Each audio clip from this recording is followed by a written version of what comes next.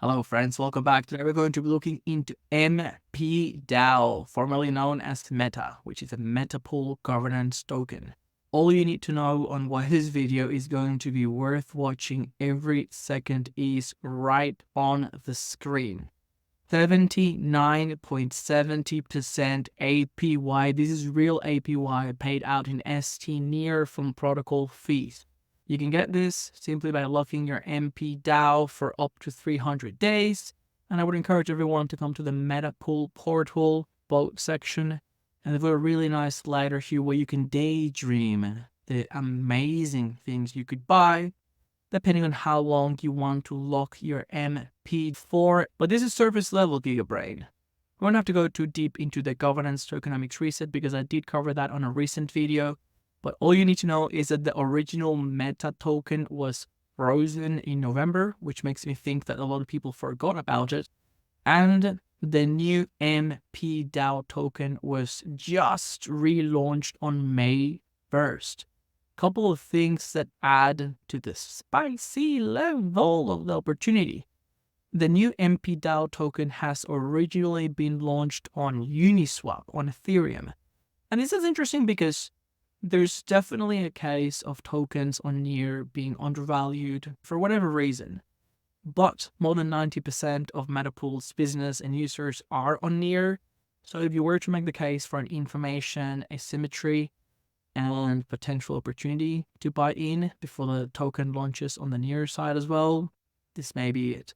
The other thing that makes me really excited is, as part of the tokenomics, there is a significant reduction in the percentage of the Meta token circulation.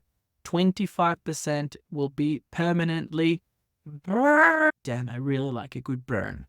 Before we continue with the tokenomics, let's just look at the state of mDAO. Every story has to start at the beginning. So the Meta token at the time that it got frozen around mid-November 23 was not doing very well. The price was around 0.003 USD.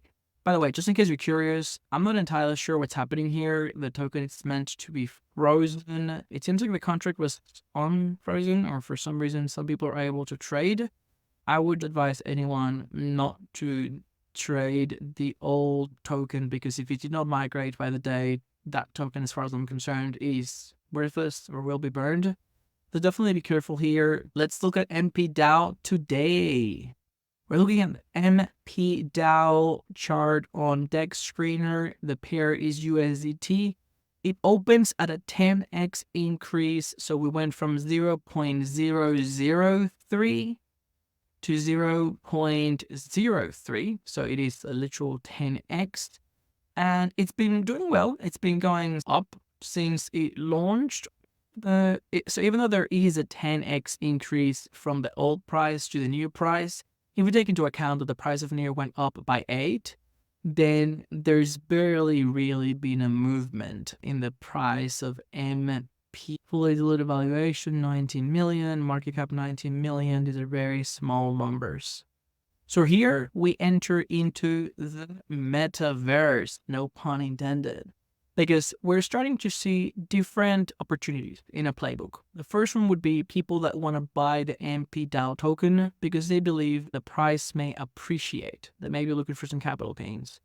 The second group of people would be people that want to potentially acquire the mpDAO token and lock it here to get some insanely high AP. The third and fourth reason why some people may want to buy the mpDAO are the most interesting ones to me. So everywhere on the tokenomics, we've seen that the people that earn this juicy APY are the ones that lock the mpDAO for a period of time to receive voting power. So the voters receive the moolah. What do people vote for? First category that people can vote for, which has been very spicy, is for validators.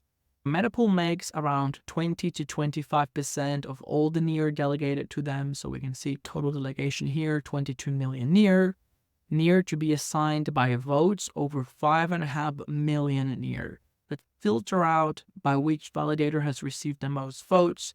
An aptly named validator called Profit has being able to amass a whopping 15.9% of all the votes, which means that the validator was initially given 120,000 near by MetaPool due to their performance. This would, under normal circumstances, be all that they receive.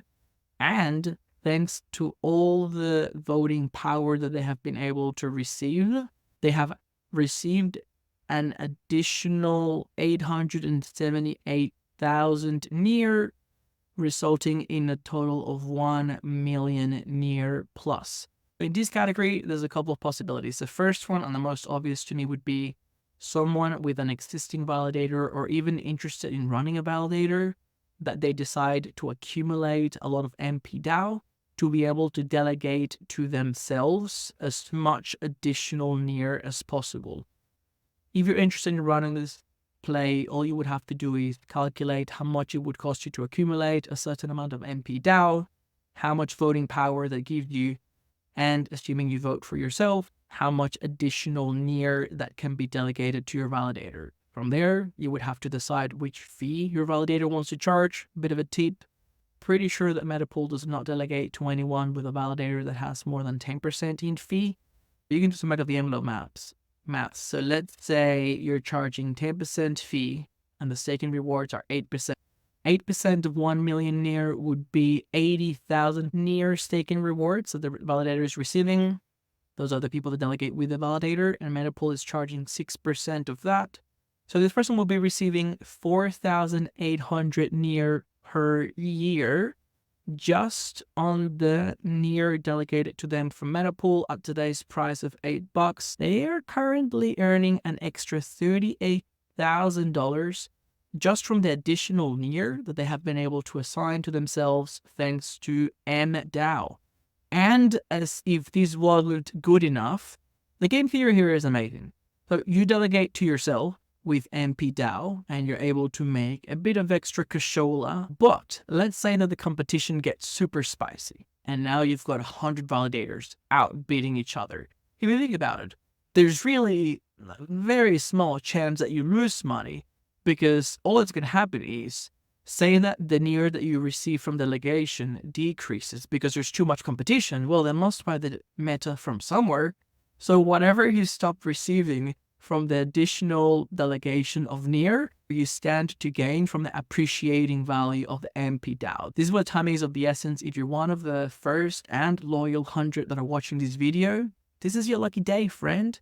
And as if the game theory of the validator voting wasn't enough, let's just pause for a moment and remind ourselves that while this is going on and you're getting the additional delegation rewards, you are still getting, assuming that you lock for 300 days, 80% on your mpDAO.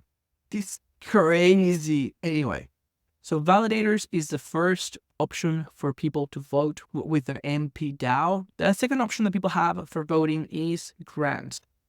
Grants number 7 is currently open and there are $110,000 up for grabs. This is actually crazy. To put this in context, like mpDAO grants are now double what the marketing DAO was distributing. They were doing roughly $50,000 per month under DMDC. So this is an amazing accomplishment for a community grassroots project. If you're interested, there is a form to fill out and there will be a pre-selection process. And then all the projects will be voted for with mpDAO. If you are curious, you can come and see what some of the previous rounds projects were like and how many votes they received. It may give you an idea on how many votes you may need. But hypothetically, you can also do the maths around, hey, let's say you want $10,000, that's less than 10% of all the funds available, to fund whatever initiative that you may have. Imagine how much would you have to invest in mpDAO to gain sufficient voting power to be able to, with a relatively high degree of certainty, receive money from the DAO to fund worthwhile initiatives. Obviously, this is not up for scams. There is a pre-selection process and the core team will call your bullshit because we're South American, we don't fit scammers. But This is, to me, as a content creator and someone that is always looking for grants and community funding to fund my crazy ideas, this is exciting as. But now, let's get to the exciting part, the stalking quarter. Because when you look at this APY, the question that we always have to ask is it sustainable? To ascertain the risk at this point, we would have to look at the existing market cap and valuation and at the real circulating supply. So first, for comparison, I had the price of Linear Protocol, which is the other staking protocol on Near. Their marketing claims that they're doing restaking and staking on other protocols, but there's really nothing that I could find. But it's interesting because they do have roughly the same amount of Near staked with them as Metapool, and they've got a token. So the fully diluted valuation of the token is 43 million. So currently they are double than the DAO token.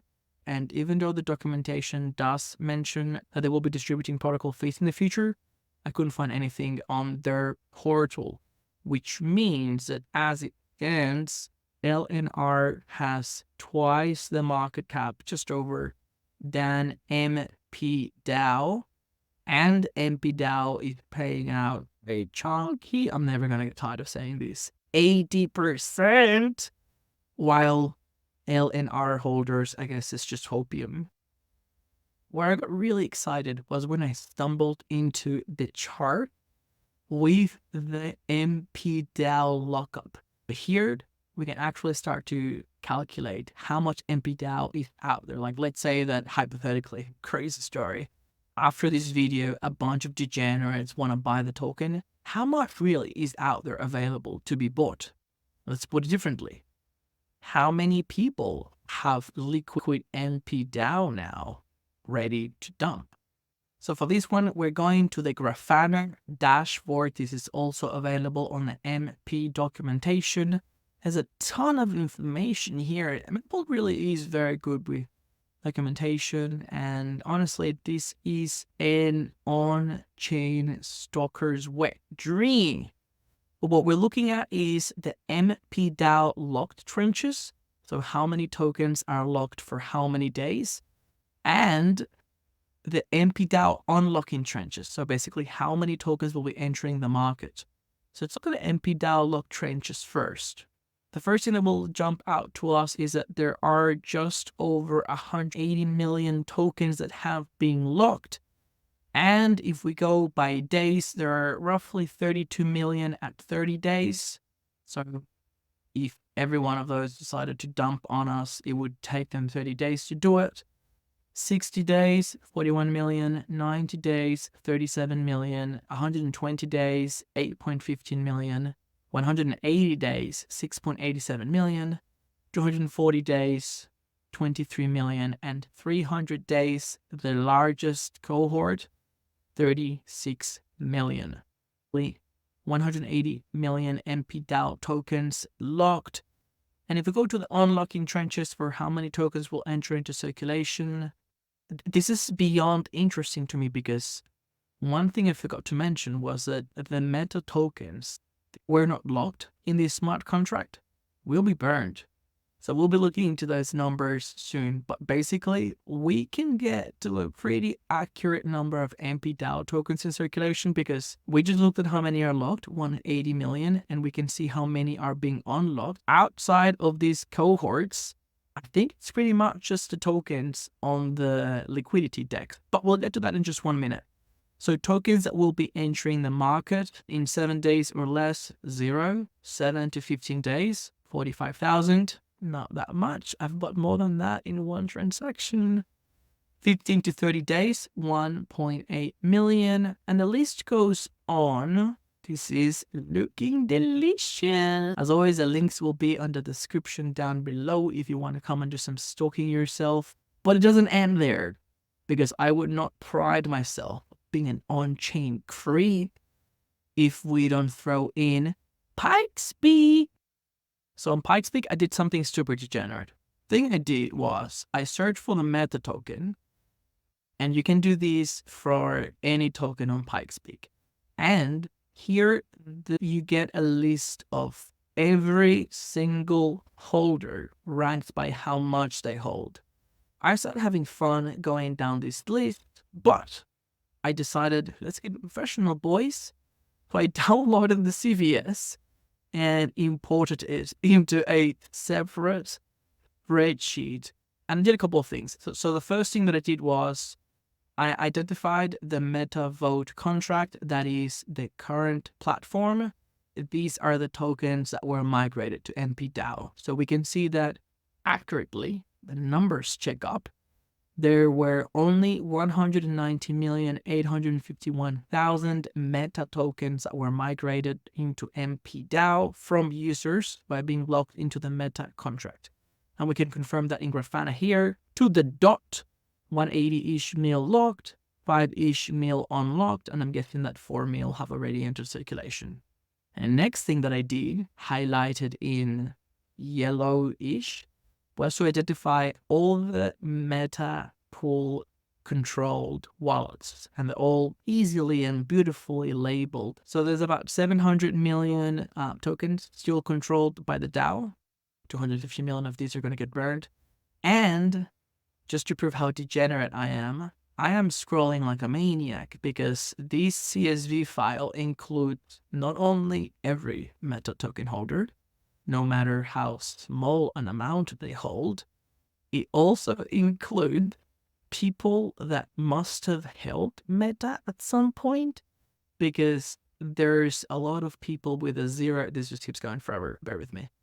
It even includes people with a zero balance. But if we are patient and we go, fuck it, I'll just scroll all the way to the bottom, we can see this sum. So remember that I set aside all the tokens locked into the current contract and all the tokens are controlled by the DAO. So the total amount of tokens on just random everyday wallets is 93. This means the real amount of tokens to be burned is not 250 million, is actually 250 million plus 93 million. It's actually 343 million. The caveat here, and if you did see your name on this list, especially if you are one of the chunkier holders, there is a possibility to do an OTC or an over-the-counter deal to swap your meta, but that will be on a case-by-case basis. And finally, friends, no analysis would be ready without looking into the potential growth and market share.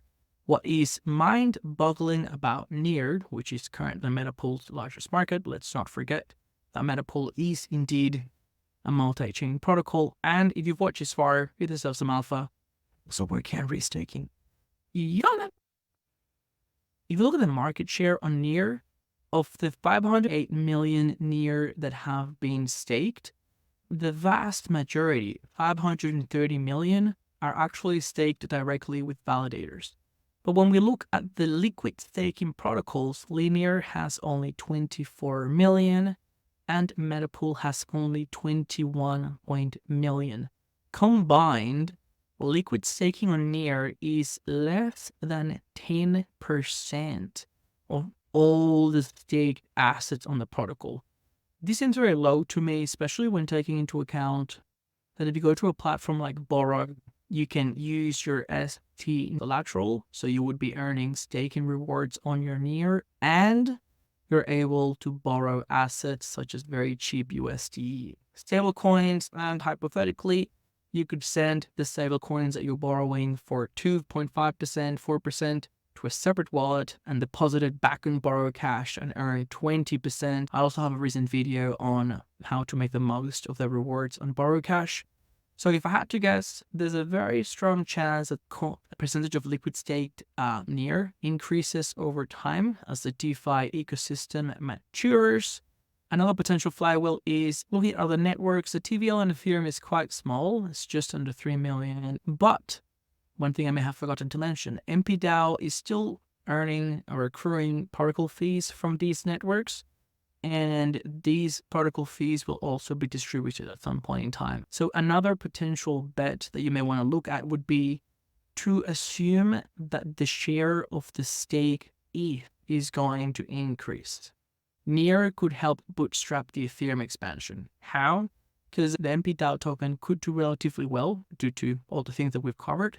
All the mpDAO that is locked into the DAO wallets can and will be used to increase the TVL on Ethereum and other blockchains where they expand.